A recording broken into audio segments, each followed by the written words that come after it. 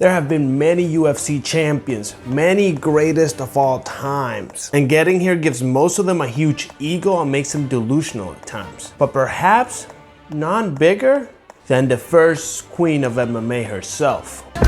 When are we gonna see women in the UFC, man? Never. Ronda Rousey was basically the catalyst to make women's MMA mainstream. And not only did she carry that title for years, but she did the best job of promoting the UFC and women's MMA in the process. TV shows, movies, books, magazines, anything that she could do to promote herself and the brand of the UFC, she was doing. This brought her a massive audience of both female and male fans. And like many other UFC champions, it comes with a little bit of ego. But Ronda became straight delusional, which made her fans turn on her. But before we get there, Ronda, like most other heroes, had a very challenging childhood. Ronda's dad broke his back. It was just a freak accident. We were sledding. He ended up, instead of going down and up the next hill, somehow sliding across and going feet first into the opposite hill. He happened to have a really rare blood disorder. As a result, he really didn't heal, and it got worse and worse and worse. Eventually he said, you're gonna be a paraplegic and then a quadriplegic and then you're gonna die. And there's nothing we can do about it. He didn't want us to suffer with him. My dad decided to take matters in his own hands because he was in a huge amount of pain every day. He couldn't work anymore. He felt like he was just a drag on the family. So he went to this pond we used to drive out to. We used to skip rocks on it and stuff. And he put a hose in the exhaust. I was 8 years old. He told everybody, and he told me that I was meant to be something extraordinary. You know, I was gonna win the Olympics, I could be president, I could be anything. I believed him because when you're 8 years old, your dad's right about everything. At 8 years old, Ronda Rousey would do just what her dad told her. She would go into sports. At first, she would start at swimming, but then would find herself in judo. I did judo with the intention of winning the Olympics in it because he told me I could. Marie Dumas was the first female to find huge success in judo and became the first one to win gold at the World Championships. And years later, Ronda Rousey would find similar success. With her mother by their side, Ronda would beat oncoming opponents constantly and would qualify for the Olympics. Not only she would qualify, but she would win bronze at the Olympics. So Ronda was a very well decorated judo player. However, like many of these judo players and Olympians in general, once the Olympics are behind you, there's no transition to anything. You're a nobody that just wasted a bunch of years working for the Olympics. She fulfilled her father's prophecy of being an Olympic medalist at 21 years old. But now Ronda was living in her car, despite having 3 jobs as a cocktail server. And that's when one woman will become a light in her darkness 1 year after the Olympics. Gina Carano had been competing in MMA since 2006, and by the time Ronda had seen her, she had compiled a record of 7-1, with her only loss being to Chris Cyborg. Gina had brought more eyes to the sport of MMA than anybody else at the time. Her looks, her fighting style, and her skill made her stand out over everybody else on the women's side of MMA. No, you're the OG. Thank you. In terms of women's MMA, who the fuck is more OG than you? The first women's MMA fight I saw was her and Julie Kedzie. Right. So I would not have even known it was an option for me. She's the one that planted the seed in my mind. A subgenre that hadn't gotten any traction at this point. At the time, people just wanted to see 2 men beat the hell out of each other.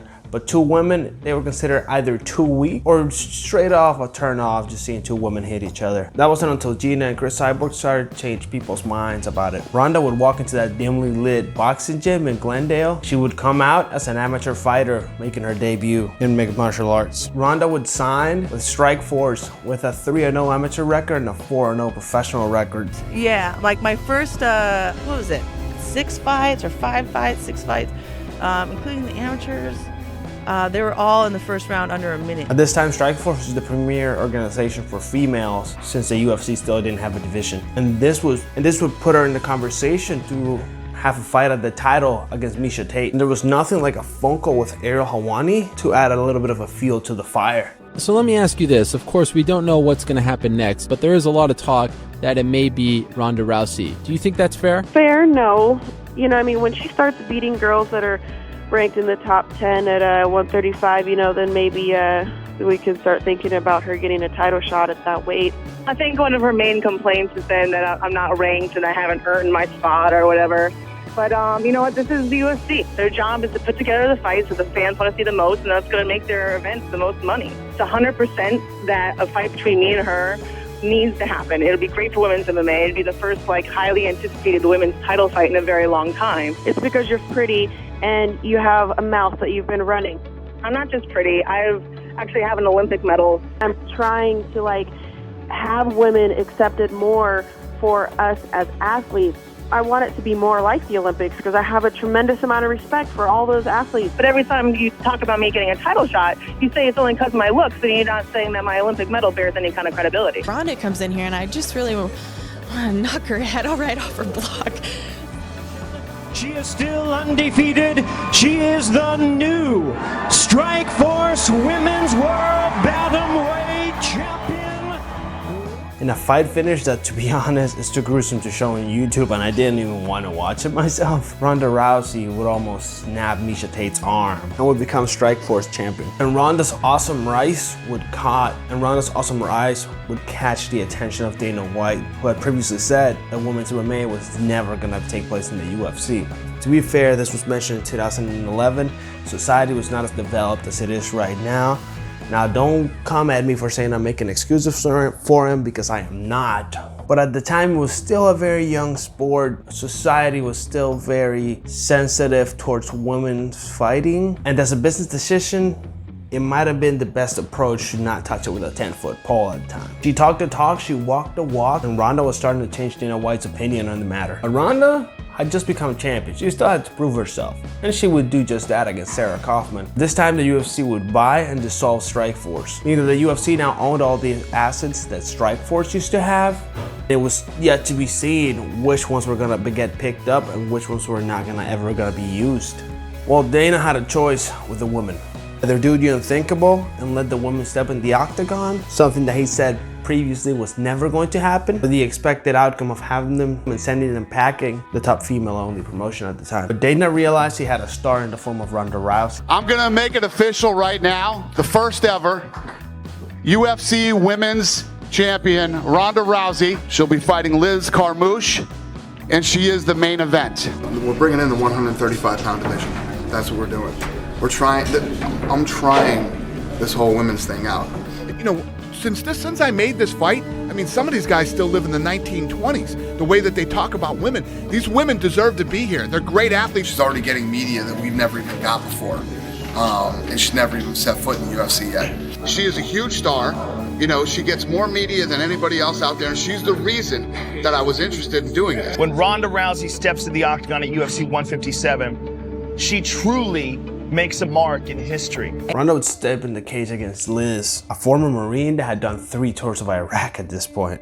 And it's hard to put into words and actually have it come through how important this was for women's MMA at the time. And Ronda would submit the former Marine in the first round, but not before she was put in a precarious position, to be honest. She was choked and somehow managed to turn that into an armbar. That was 7 victories, 7 armbar finishes, and an undefeated record. And now the question was, what is next? Despite the fact that these 2 women pioneered female MMA in the UFC, now there's nothing else. What's next? How do you keep growing this? Did it bring the numbers that Dana wanted to bring in? It had a bunch of questions still left open. UFC female roster was done. That was it. There were only 2 women at the time. However, this wouldn't be for long. The UFC would bring undefeated Kat Zingano, former Strikeforce title holder Miesha Tate, and the 2 would face in the octagon for the #1 contender spot. Kat Zingano would continue her undefeated ways and knock out Miesha, securing herself a shot at the title. And it was around that time of the year where the Ultimate Fighter was coming in. So both of them would get scheduled as coaches for the Ultimate Fighter. And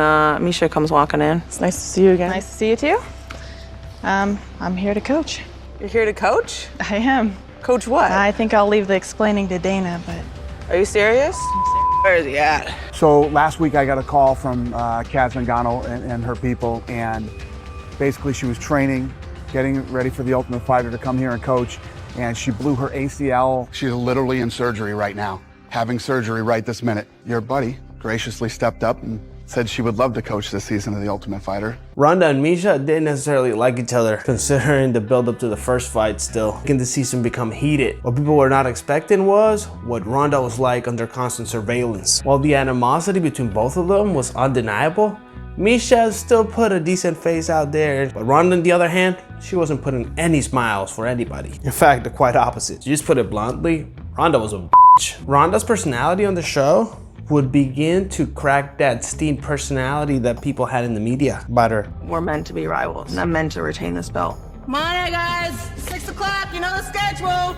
You should get here earlier if you want to stay later. Stupid that she's barging in like right at 6 o'clock. Her team's not even on the mat and she's already trying to boot us out of there. It says that she hits better the caraway than I do with you. You don't know. Doesn't need to be so close to him. You don't know.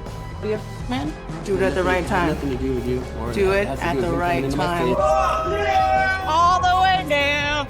They're digging in December 2, honey. Get used to it. And surprisingly, a lot of the fans started turning on her just because she was such a bitch. Something that Ronda Rousey and Dana White kind of already knew at the beginning of the season. But at the end of the day, Ronda just wanted to put the rivalry past her, shut up all the doubters and all the haters that had grown in her fan base now. Already been vocal about the fact that you've said, oh, I think people are going to think I'm crazy, you know, and you're maybe worried about how it's going to come out. But at the same time, shouldn't both of you guys be psyched to own who you are? And you know what? I don't want to talk for her, answer for her, but she can answer for herself. But you have to understand, it's totally different than opening yourself up and living on camera for for 5 or 6 weeks.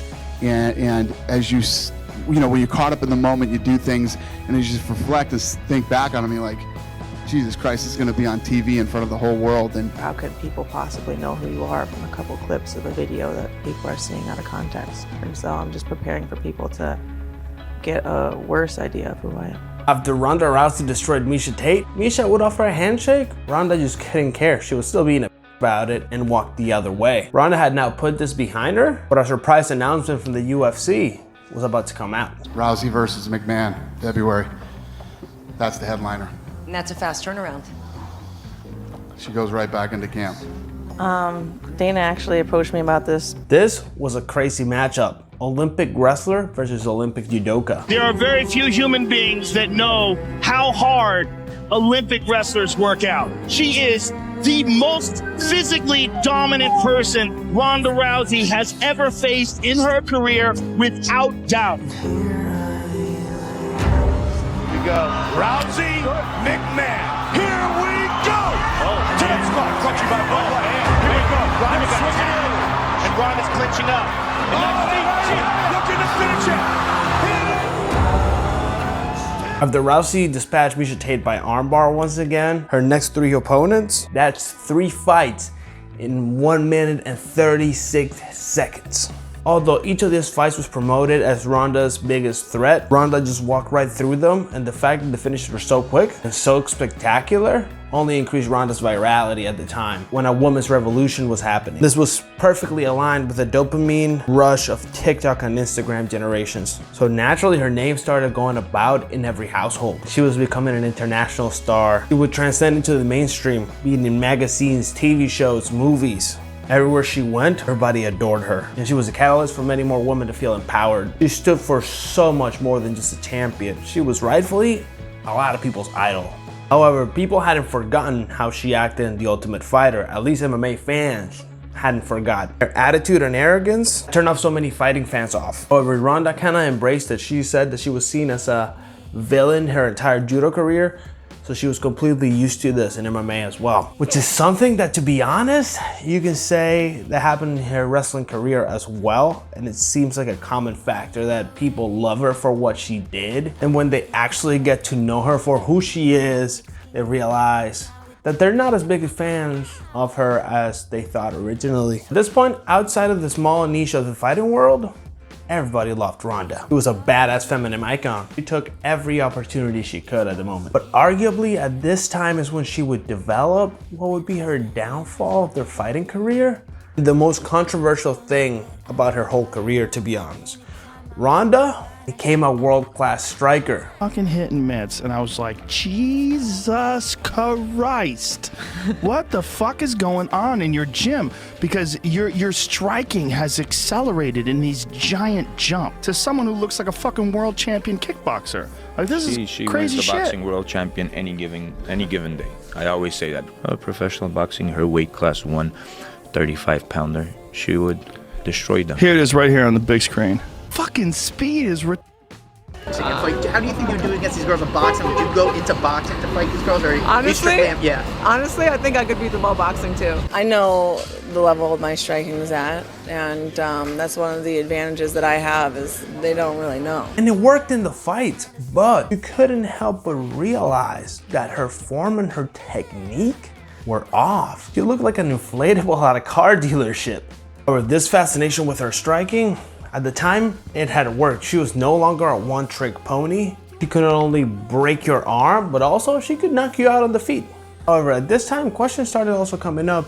Had her mainstream attention grabbed her attention and taken it away from fighting?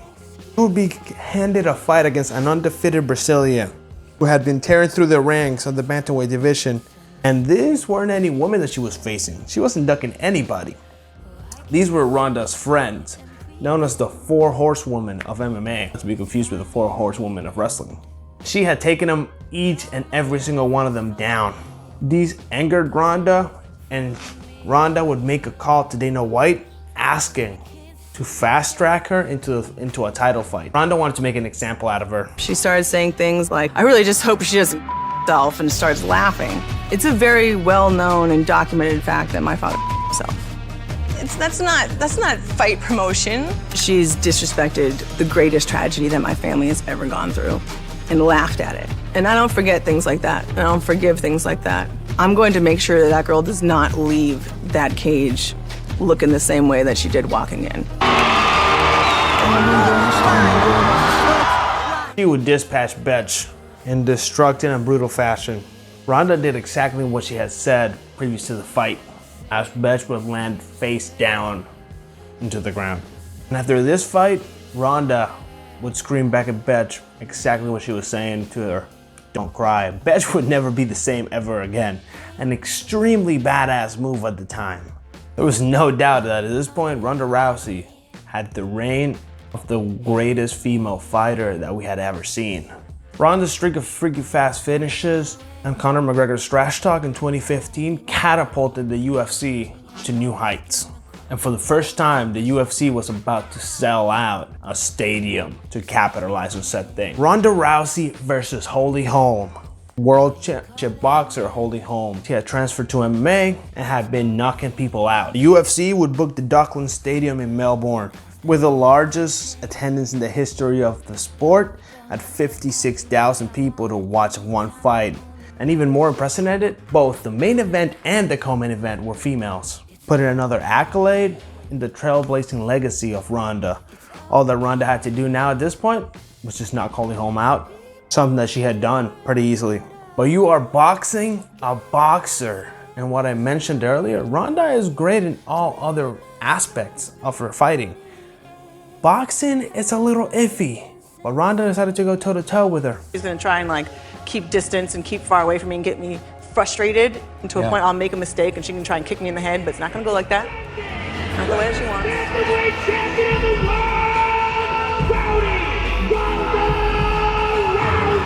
not the first person that thought that you had the perfect plan to beat me. It's not the first time your camp thought that they had the perfect plan to beat me. I'm gonna show you on Sunday why I'm the champ. Beautiful. Beautiful. She's hurt. She's hurt.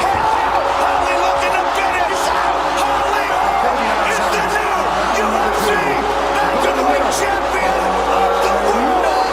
Oh my God. Wow. Unbelievable. Ronda would get sent to the hospital after the fight and not available for a press conference. But then there was nothing. Ronda would leave the country covering her face as paparazzi were wanting to take pictures of her. She would disappear into silence. As she was before, she was a huge star. Everybody wanted to get a pic of her and she was willing to do anything to get out there in the limelight. Now she was willing to do anything to get out of the limelight. And after 3 months of silence, she would finally address the loss at Ellen DeGeneres' show. And she would completely just fill that up with excuses and say that she still saw herself as undefeated, since being defeated is a mind state. I'm still undefeated because being defeated is a choice. She mentioned how she wanted to retire possibly, but she also wanted to show a good example of not quitting. She started layering excuses of why she lost the fight. She gave no props to the woman that just beat her, and people started calling her delusional, and Holly Holm would get choked out in her first defense, showing that Holly was not the best fighter, but she was the kryptonite for Ronda. It just was. And then Amanda Nunes would face Miesha Tate. Amanda would knock out Miesha in UFC 200. Ronda was still nowhere to be seen, but at this point, that would end. Major announcement, Dana White. Ronda Rousey is back. She will fight December 30th for the title. And Ronda would go face to face against Amanda Nunes once again. She is returning. The first punch that landed on Rousey took everything out of her. Once again, Ronda was trying to box. She couldn't hold her striking against Amanda. It happens. She dissipated into nothingness from being the most well-recognized MMA female. She was gone without a trace, and in a lot of ways, carrying the weight of that legacy, it's extremely hard on your mental. Ronda had held onto the fear that she was going to retire undefeated, and that was the only thing that identified her. So when that was gone, twice, there was nothing much to her. Her own ego had gone the best of her. And then, with the choice and the opportunity of a lifetime. What? Rumors are true. Ronda Rousey is here. She would go into wrestling. She did great at wrestling. Wrestling fans loved her when she came out. She was iconic for doing so. But once again, just like in MMA, wrestling fans also turned her back on her. Once again, she ostracized herself from the fans. And after a brief stay at the top of the sport, she would disappear once again. Nowadays, Ronda has resurfaced to promote her own book now, which I can respect. However, she also started to make a bunch of excuses for her losses. Now, don't get me wrong, everybody that's fallen off is not happy about it. But at some point, you gotta admit it. And that has created a huge amount of content now talking about Ronda Rousey and how she's so delusional. But look, it's normal. Everybody falls off. Very few people retire on top. In fact, the only person that I could be like, hey, they retire on top is that man right there, Khabib Nurmagomedov. And another fighter also that was in the top with her at 2015, also going through a quick downfall right now, and that's that video right there, Conor McGregor. And I'll see you in those videos. See ya! It's all on the coat, ballin' now, skirt down, all of these diamonds sold. Bought 'em for me, but they're yours now. You could drink it, but take it slow. Ballin' for you, fallin' for you.